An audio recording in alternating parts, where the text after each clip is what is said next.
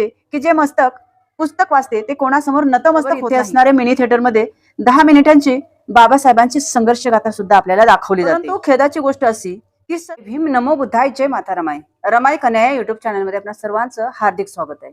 The Buddhist society of India तथा भारतीय बौद्ध महासभा पुणे जिल्हा अंतर्गत वार्ड शाखा डॉक्टर बाबासाहेब आंबेडकर विज्ञान प्रबोधिनी बुद्धविहार येथून आयोजित केलेली धम्मसल। तर या धम्मसलीमध्ये आम्ही 5 ठिकाणांना भेट देणार आहोत। तर त्याच्यातील हे सर्वात पहिलं ठिकाण आहे नवी मुंबई येथील ऐरोली सेक्टर 15 येथे स्थित असणारे डॉक्टर बाबासाहेब आंबेडकर स्मारक। स्मारक अतिशय भव्य दिव्य स्वरूपाचे व लक्षवेधी स्वरूपाचे आहे। उमलत्या कमळातून लेखणी बाहेर येत असल्याचा आकार या स्मारकाला देण्यात आला आहे। त्याचबरोबर विद्वत्तेचं प्रतीक म्हणून हे स्मारक बांधण्यात आलं आहे। आता या स्मारकामध्ये डॉक्टर बाबासाहेब आंबेडकर यांच्या जन्मापासून ते महापरिनिर्वाणापर्यंतच्या संबंधित असणारे सर्व HD स्वरूपाचे फोटो आपल्याला या ठिकाणी पाहायला मिळतात। त्याचबरोबर इथे असणारे मिनी थिएटर मध्ये 10 मिनिटांची बाबासाहेबांची संघर्ष गाथा सुद्धा आपल्याला दाखवली जाते। आणि सर्वात महत्त्वाचं प्रमुख आकर्षण म्हणजे येथील वाचनालय। येथे वाचनालय अतिशय उत्कृष्ट स्वरूपाचे आहे। येथे 5000 पेक्षा सुद्धा जास्त पुस्तके आहेत।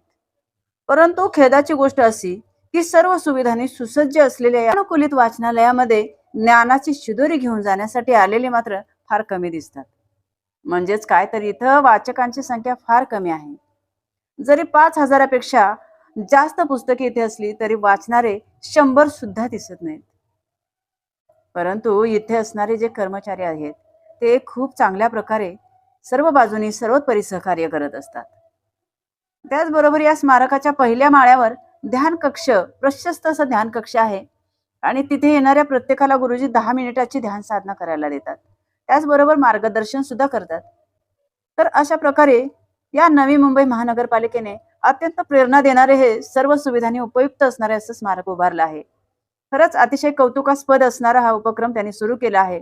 तरी त्या महानगरपालिकेचे खूप खूप आभार। तर कृपा करून या ठिकाणी सर्वांनी येऊन थोडं तरी वाचन करावं।